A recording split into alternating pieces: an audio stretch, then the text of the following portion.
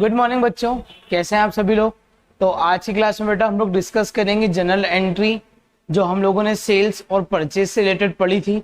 उस टॉपिक को ही आज आगे बढ़ा रहे हैं जनरल एंट्री के। और आज बेटा हम लोग जितनी भी जनरल एंट्री करेंगे वो हम लोग करेंगे related to banking transactions. That means आज की जो ट्रांजेक्शन होंगे जनरल एंट्री के वो किससे रिलेटेड होंगे बेटा? बैंक से रिलेटेड होंगे।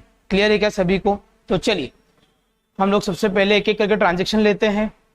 ओके, मैं बता दूं आप लोगों को, ये वाली बुक चलेगी टीएस ग्रेवाल। ये मेरे पास 2018 का एडिशन है। 2020 का जैसे ही आएगा वैसे ही हम लोग उसमें से पढ़ना स्टार्ट करेंगे। बाकी जब तक आप लोग 2018 या 2019 के एडिशन से भी पढ़ सकते हैं। ओके, तो सबसे पहला ट्रांजेक्शन है cash deposited into the bank for opening an account ₹5,000। चलिए सर, क्या बोला है हमने? कैश डिपॉजिट किया है सर। कहाँ पे डिपॉजिट किया है? बैंक में किया है। क्यों डिपॉजिट किया है सर? खाता खुलवाना है बैंक में। तो बहुत सिंपल सी बात है सर, डेबिट व्हाट्स कम इन, क्रेडिट व्हाट्स गोस आउट। बेटा आप बिजनेस के पॉइंट ऑफ व्यू से सोचो, अपन ने क्या करा? बैंक में खाता खुलवाया है तो किस चीज का बैलेंस बढ़ गया होगा? बैंक का बढ़ गया होगा। डेबिट व्हाट्स कम इन, तो यहाँ पे सर बैंक अकाउंट डेबिट, और सर हमारे पास से क्या चला गया? कैश गया, credit what's goes out, so to cash account. Amount कितना बेटा? 5,000। क्लियर है क्या? लिखिए फटाफट से, नोट डाउन करते जाइए।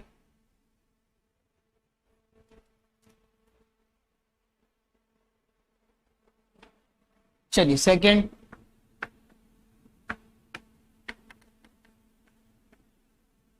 Cash withdraw for office use ₹3,000। क्या बोला है सर? कैश विड्रॉ किया है। किस चीज के लिए विड्रॉ किया है सर? ऑफिस यूज के लिए विड्रॉ किया है। कितने रुपए? 3,000 रुपए। बेटा विड्रॉ कहां से किया होगा? बैंक से विड्रॉ किया होगा, ये तो अंडरस्टूड है। ठीक है सर, बैंक से पैसा निकाला तो डेबिट व्हाट्स कम इन, क्रेडिट व्हाट्स गोज आउट। हमारे पास क्या है सर? बैंक से पैसा निकाल के तो हमारे पास कैश आया, तो यहाँ पे सर कैश अकाउंट डेबिट। और बेटा हमारे पास से गया क्या? किस चीज का बैलेंस कम हुआ है? बैंक का बैलेंस कम हुआ है, तो to bank account.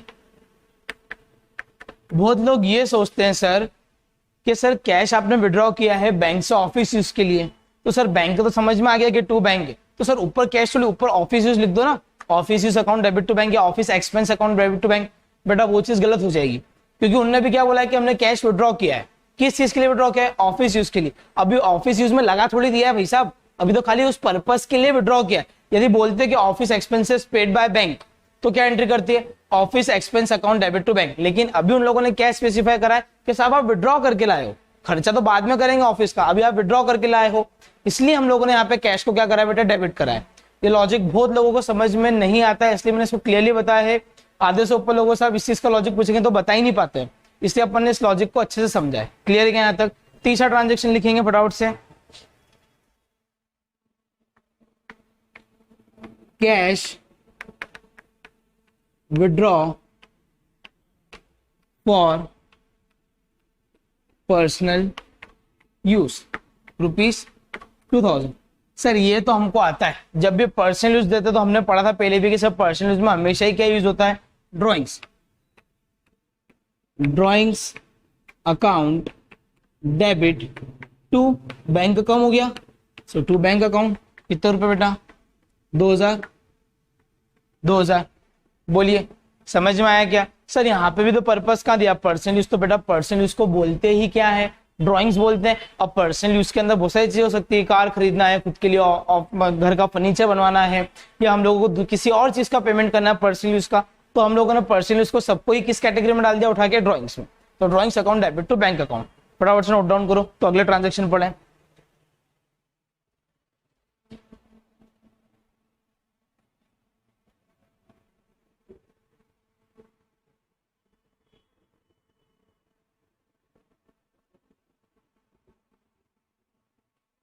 Next transaction बेटा,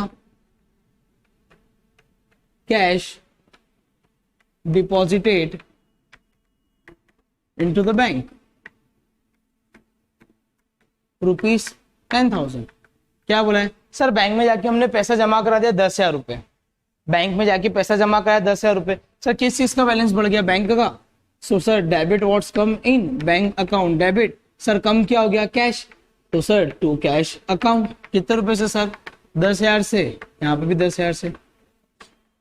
बोलिए नेक्स्ट।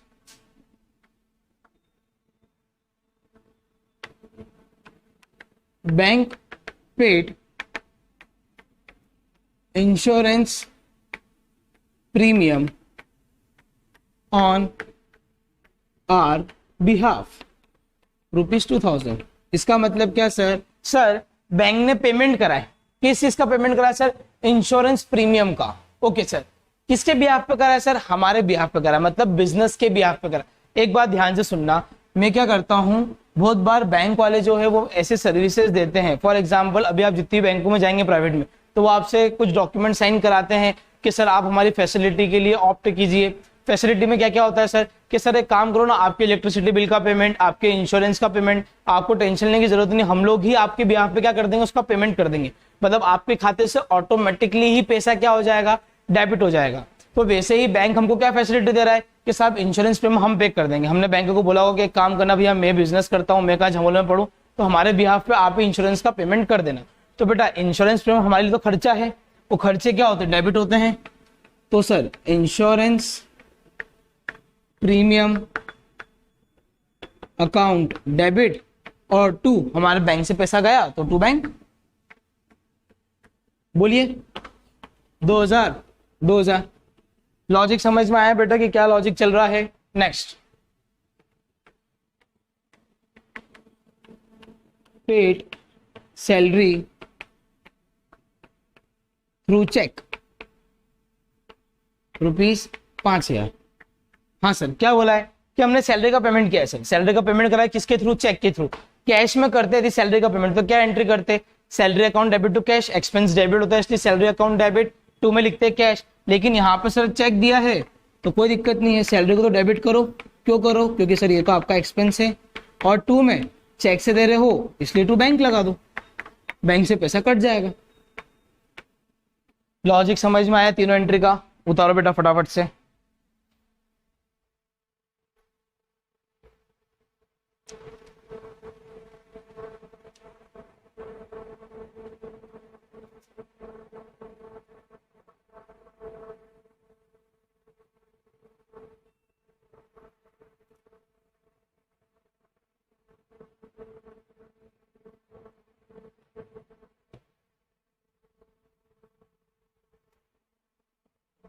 चलिए आगे बढ़ते हैं।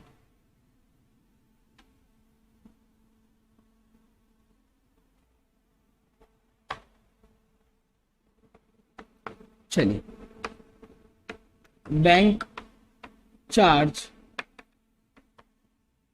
इंटरेस्ट ₹300। ध्यान से सुनना, bank charge interest ₹300। Sir bank ने चार्ज किया है। चार्ज का मतलब क्या होता है सर? कि किसी भी चीज को हमने किसी के अगेंस्ट में चार्ज कराया और उसका बैलेंस क्या कर दिया? कम कर दिया। तो बैंक ने क्या करा बेटा? इंटरेस्ट चार्ज करा। इंटरेस्ट चार्ज करती है बैंक, तो वो क्या करते हैं? अपने घर पे पैसा लेने नहीं आते, वो हमारे खाते में से ऑटोमेटिकली ही पैसे को क्या कर लेते हैं? डिडक्ट कर लेते हैं। ये बात तो क्लियर है सर। कुछ भी लेट फी या लेट हमको पेनल्टी लगती है तो बैंक वाले क्या करते हैं? हमको एक मैसेज या एक नोटिफिकेशन देते हैं और हमारे खाते से पैसा ऑटोमेटिकली डिडक्ट हो जाता है। तो सर यहाँ पे भी ये जो बैंक चार्ज है ये हमारे लिए क्या है सर? खर्चा है। तो सर खर्चे को डेबिट करो, तो बैंक चार्जेस अकाउंट डेबिट।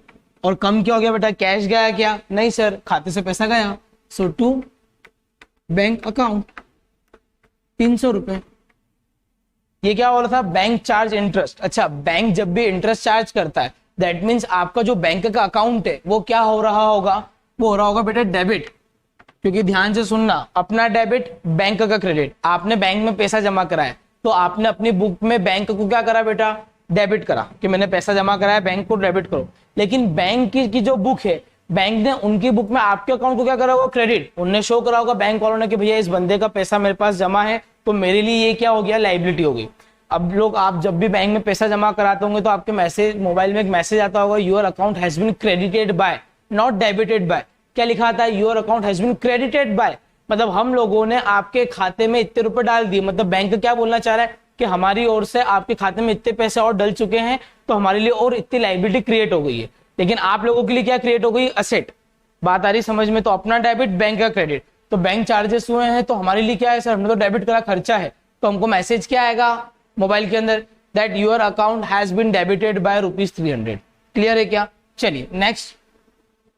बेटा जैसे चार्जेस बैंक ने काटे हैं वैसे इनकम यदि कुछ बैंक कलेक्ट कर रही है हमारे बिहाफ पे, फॉर एग्जांपल मैंने किसी कंपनी के शेयर्स खरीदे। अब जब मैं शेयर्स खरीदता हूं तो कंपनी वाले क्या करते हैं? उन शेयर्स के ऊपर कुछ डिविडेंड देते हैं। डिविडेंड एक तरीके से इंटरेस्ट मान लो, तुम लोगों को थोड़ा बहुत कॉन्सेप्ट अलग होता है डिविडेंड इंटरेस्ट का, बाकी आगे डिस्कस करेंगे। तो डिविडेंड का मतलब क्या होता है कि बेटा कंपनी ने कुछ प्रॉफिट हमको दिया, तो हमने हमारे बैंक वालों को क्या बोला कि साहब मेरे पास इतना टाइम नहीं है, तो मेरे बिहाफ पे तुम लोग ही क्या करना, उस डिविडेंड को कलेक्ट कर लेना। तो बैंक ने क्या करा? डिविडेंड को कलेक्ट करा कंपनी से और हमारे खाते में डाल दिया होगा, तो हमारे लिए क्या होगी बेटा? इनकम। तो यहाँ पे लिख लेते हैं बैंक क्रेडिटेड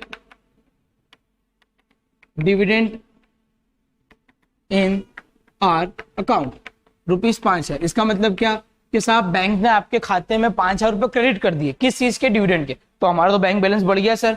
तो सर सबसे पहले तो बैंक अकाउंट डेबिट, और सर ये डिविडेंड क्या था? इनकम थी, सो टू डिविडेंड इनकम। सर आपने डिविडेंड इनकम को क्रेडिट क्यों करा? बेटा नॉमिनल अकाउंट ने बोला ना, मैंने कहा करा? नॉमिनल अकाउंट क्या बोलता है? Debit all expenses and losses, credit all income and gains. वही तो मैंने यहाँ करा है। ये खर्चा था बैंक का चार्ज, तो मैंने उसको डेबिट करा। ये इनकम है तो उसको क्रेडिट करा। जब बैंक का चार्जेस लग रहा था तो मेरा बैलेंस कम हो रहा था, तो टू में बैंक, यहाँ पे पैसा अकाउंट में आ रहा है तो बैंक को डेबिट करा। लॉजिकल बात है सर, बिल्कुल। उतारो।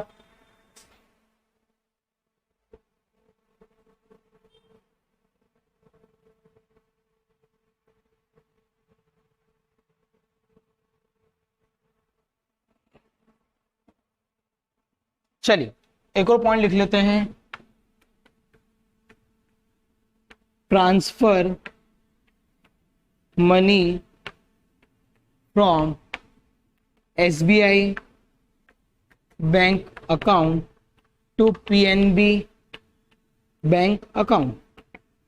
देखो बेटा क्या होता है, जब बिजनेस कर रहे हैं तो कोई जरूरी नहीं कि हमारे एक ही अकाउंट हो, हमारे बहुत सारे बैंक में अकाउंट होते हैं। तो यहाँ पे हमने क्या करा बेटा, कुछ रुपया, फॉर एग्जाम्पल 5,000 रुपया हमने क्या करा, हमारा जो SBI में खाता था उससे उठा के कहाँ पे ट्रांसफर कर दिया? PNB में। मोबाइल बैंकिंग है, NEFT है, इन सब चीजों से हम लोग क्या करते हैं? एक जगह से दूसरे के पैसा ट्रांसफर करते हैं। ठीक है सर। तो कौन से बैंक का बैलेंस बढ़ रहा होगा सर? SBI से गया PNB में, तो PNB का बैलेंस बढ़ा, तो bank account debit to, sir पैसा भी तो कम हो रहा है, कहां से कम हो रहा है? SBI से, तो टू में भी बैंक लिख दूं, टू बैंक अकाउंट। सर ये क्या, ये तो टाइम पास ही हो गया। अब आप एक बार बैंक को डेबिट करो, एक बार क्रेडिट कर रहे हो। तो बेटा इस केस में क्या करेंगे, ये जो बैंक अकाउंट है ना, बैंक अकाउंट के आगे आपको ब्रैकेट में क्या करना पड़ेगा, यहाँ पे लिखो कि कौन सी बैंक में बैलेंस बढ़ रहा है? PNB में, तो PNB अकाउंट। और यहाँ पे भी बैंक अकाउंट के आगे क्या लिखेंगे बेटा? SBI। तो जब भी इस तरह का ट्रांजेक्शन आएगा तो आप लोगों को क्या करना है, बैंक के आगे उस बैंक का नाम लिख देना है, ताकि उससे हमको समझ में आएगा कि साहब बैंक अकाउंट डेबिट तो हो रहा है, लेकिन कौन सा बैलेंस बढ़ रहा है? पंजाब नेशनल का। और कम तो हो रहा है सर, लेकिन कौन सी बैंक का हो रहा है? स्टेट बैंक का। क्लियर है क्या यहाँ तक? तो बेटा ये थे कुछ इंपॉर्टेंट ट्रांजेक्शन जो बैंक से रिलेटेड होते हैं। उम्मीद कर रहा हूँ कि सभी को समझ में आए होंगे। इसके आगे हम लोग थोड़े से एडवांस लेवल के ट्रांजेक्शन अब डिस्कस करने वाले हैं। चलिए ये मैं हटा देता हूं।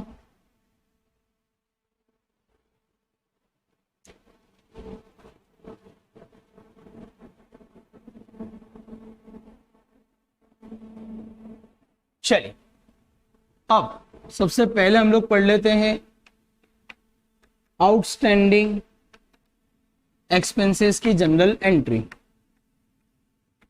चलिए पढ़ने से पहले तो बेटा हम लोग ये समझते हैं कि आउटस्टैंडिंग एक्सपेंस होते क्या हैं। बेटा एक्सपेंस का मतलब तो पता है, खर्चे होते हैं सर। आउटस्टैंडिंग का मतलब क्या होता है सर? ऐसे खर्चे जिसका अभी तक पेमेंट नहीं हुआ है। ठीक है सर। एक बात बताओ सर, ऐसे भी खर्चे होते हैं जिसका पेमेंट नहीं होता है? होते ना बेटा। फॉर एग्जाम्पल अपने यहाँ पे कोई इलेक्ट्रिशियन आया काम करने के लिए, हमारा पहचान का बंदा था, हमने उससे हमारे पूरे घर की लाइट फिटिंग करी। हमने उसको बोला कि एक काम करो भैया लाइट फिटिंग कर दो, उसने हमको बिल दिया 5,000 रुपए का। हमने क्या बोला, भैया कहाँ जा रहे हैं पैसे? 10-15 दिन बाद ले लेना पैसे, अभी मेरे पास पैसे जेब में है नहीं, मैं आपको आराम से 10 दिन बाद देता हूँ। तो बेटा खर्चा तो हो गया, देखो खर्चा और उसका पेमेंट दोनों अलग अलग चीज है। तुम लोग क्या करते हो, दोनों को एक साथ ही सोचते हो कि सर पैसा गया मतलब खर्चा हुआ, ऐसा नहीं होता है। खर्चा अलग है, पैसा अलग होता है। खर्चा तो हो गया इस केस में, जो मैं एग्जांपल ले रहा हूँ इलेक्ट्रिशियन का, उस केस में सर क्या हुआ, खर्चा तो हो गया, लेकिन सिर्फ क्या नहीं हुआ है सर, पेमेंट नहीं हुआ है। तो पेमेंट कब करेंगे सर, फ्यूचर में। इसलिए वो हमारे लिए क्या क्रिएट हो गया बेटा, लायबिलिटी हो गई। लायबिलिटी का मतलब तो सभी को पता ही है सर, ऐसा कुछ पास्ट इवेंट में हुआ है जिसके लिए हमको फ्यूचर के अंदर ऑब्लिगेशन को सेटल करना है थ्रू आउटफ्लो ऑफ रिसोर्सेज। तो यहाँ पे भी ये चीज है, इलेक्ट्रिशियन आया, काम करा, खर्चा हुआ, उसको हमको फ्यूचर में पैसा देने का है। ये बात क्लियर हुई क्या? तो सर इसको हम लोग शॉर्ट में क्या बोल सकते हैं, तो इसको ऐसा बोल सकते हैं, expenses which are due but not paid. Sir खर्चा ड्यू तो हो गया है, लेकिन क्या नहीं हुआ है सर, पेमेंट नहीं हुआ है। आई क्या बात समझ में? ओके, मेरे एग्जांपल में क्या था, इलेक्ट्रिसिटी की फिटिंग थी, इलेक्ट्रिसिटी फिटिंग बोल सकते हैं, ठीक है। तो यहां पे हम लोग करते हैं, ट्रांजैक्शन बना देता हूं, electricity fitting expense ₹10,000 is outstanding. Outstanding को O/S भी बोला जाता है। साहब खर्चा है इलेक्ट्रिसिटी फिटिंग का 10,000 रुपए का, जो कि क्या है, आउटस्टैंडिंग। बेटा इसको बुक में रिकॉर्ड कैसे करें? एक बात बताओ, खर्चा तो हो गया, ये तो हम मानते हैं sir, expense which are due. और खर्चे क्या होते हैं सर, डेबिट होते हैं। तो एक काम करो सर, पहले तो electricity fitting expense account debit. Sir ये तो हमारा खर्चा हो कितने का, 10,000 का। सर यदि इसका पेमेंट हाथों हाथ हो जाता, ऑन द स्पॉट हो जाता, सो टू कैश कर देते, या बैंक से करते तो टू बैंक कर देते। लेकिन अभी तो आपने क्या क्रिएट कर लिया सर, लायबिलिटी क्रिएट कर ली। तो यहां पे लिख देते हैं ना, to outstanding electricity fitting expenses. ये हमने क्या दिखा दिया सर, लायबिलिटी। लायबिलिटी क्रिएट होती है, so to outstanding electricity fitting expenses. एक और एग्जांपल लेते हैं sir, salary outstanding ₹5,000। Sir salary outstanding है 5,000 5,000 की सैलरी का पेमेंट ही नहीं हुआ, लेकिन खर्चा तो हो गया। तो इस केस में एंट्री क्या होगी, सैलरी अकाउंट डेबिट। सर खर्चा तो हुआ है ना, तो खर्चे को डेबिट करो, और टू में क्या लिख देंगे, टू आउटस्टैंडिंग सैलरी। तो देखो बेटा हम लोगों ने दोनों चीज कर ली, अकाउंट्स के अंदर खर्चा भी रिकॉर्ड कर लिया और साथ में लायबिलिटी भी रिकॉर्ड कर ली है। कॉन्सेप्ट समझ में आया कि आउटस्टैंडिंग एक्सपेंस क्या होते हैं, लायबिलिटी होती है, क्योंकि खर्चा हो गया है, पेमेंट नहीं हुआ है। तो उस केस में खर्चा जब होता है तो खर्चे को तो डेबिट करना पड़ेगा। किसने बोला है, नॉमिनल अकाउंट ने, debit all expenses and losses. और बेटा टू में हमने आउटस्टैंडिंग एक्सपेंस दिखाया, क्योंकि सर ये हमने क्या क्रिएट कर ली, लायबिलिटी। क्लियर है concept? उतारिए।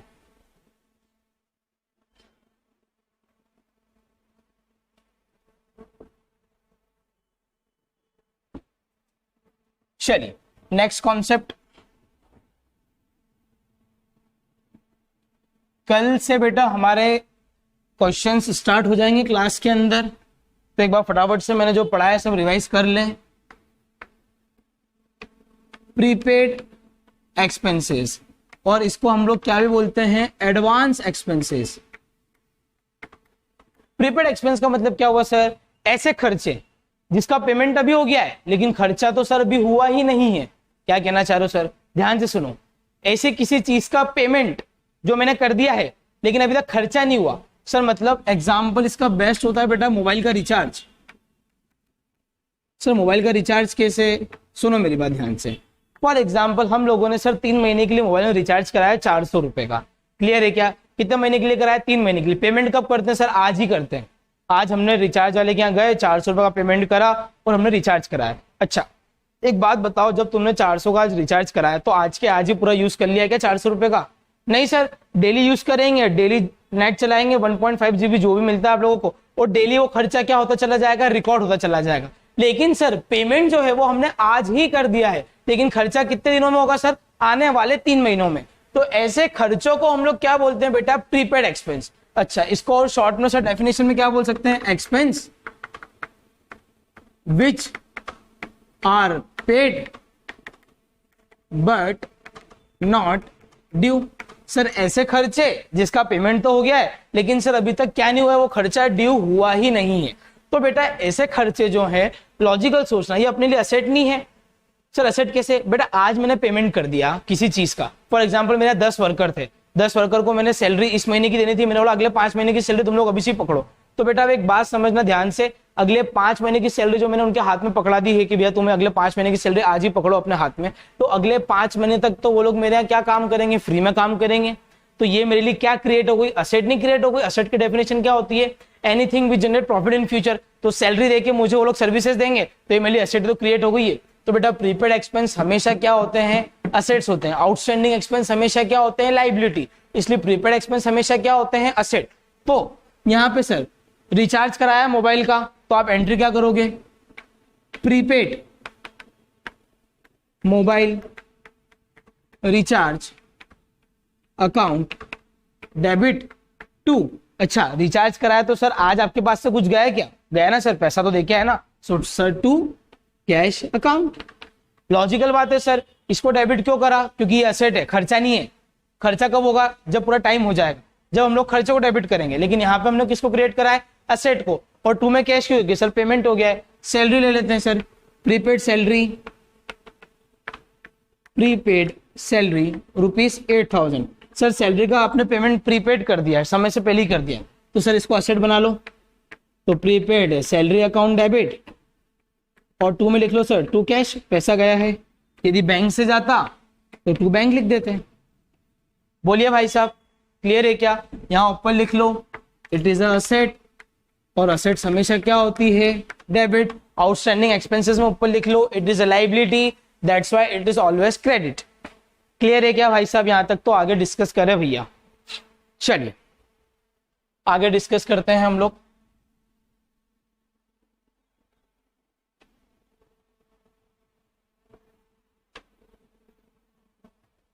Third point, accrued income. क्या बोला बेटा मैंने, अक्रूड इनकम। ठीक है, इनकम का मतलब क्या होता है सर, कमाई, जो हमने पैसा कमाया। और अक्रूड इनकम का मतलब क्या होता है सर, ऐसी कमाई जो हमने कमाई तो कर ली है लेकिन अभी तक सर पैसा नहीं मिला। क्या बात कर रहे हो सर, ऐसे कैसे, सुनना मेरी बात ध्यान से। मैं मेरा ऑफिस में गया, मैं ऑफिस में जॉब करता हूँ, मेरे को हर महीने कुछ सैलरी मिलती है। मेरे बॉस की अभी फाइनेंशियल थोड़ी प्रॉब्लम चल रही है या फाइनेंशियल कंडीशन अच्छी नहीं है, तो मेरे बॉस ने बोला काम कर भाई, मैं तेको ना 2 महीने बाद इकट्ठी सैलरी दे दूंगा। तो ऐसा थोड़ी कि 2 महीने मैंने कुछ कमाई नहीं करी।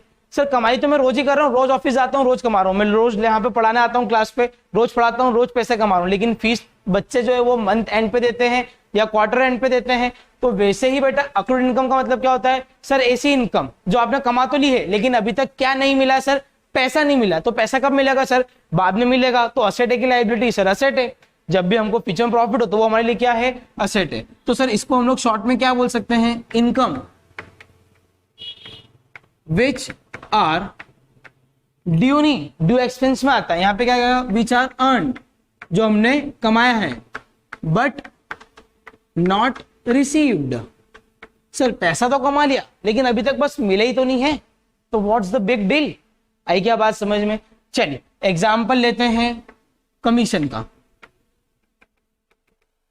सर कमीशन था 10,000 रुपए का जो मैंने कमा लिया है, कमीशन मैंने कमा लिया लेकिन अभी तक मिला नहीं, मेरे को मिल जाएगा। मैं इंश्योरेंस एजेंट हूँ, मेरा कमीशन बनता है कंपनी से 10,000 रुपए का। कंपनी ने बोला आपको देते हैं, अभी हमने आपके अकाउंट में लिख तो दिया लेकिन आपको भी पैसा दे देंगे। चलिए सर मेरे लिए इनकम तो है, और इनकम हमेशा क्या होती है, क्रेडिट होती है। तो टू में तो क्या लिख देता हूं मैं सर, टू कमीशन, यहाँ तो कोई प्रॉब्लम ही नहीं है। और सर डेबिट किसको कर देते हैं, पैसा तो आया नहीं लेकिन एसेट तो क्रिएट हो गई सर, तो यहाँ पे accrued commission, accrued commission account debit to commission. कितने रुपए से सर, 10,000 रुपए का एग्जाम्पल था तो 10,000 रुपए ले लेते हैं। यहाँ पे कॉन्सेप्ट क्लियर हुआ कि अक्रूड कमीशन को डेबिट क्यों करा, because it is asset. Commission credit क्यों करा, because it is our income. Clear है क्या।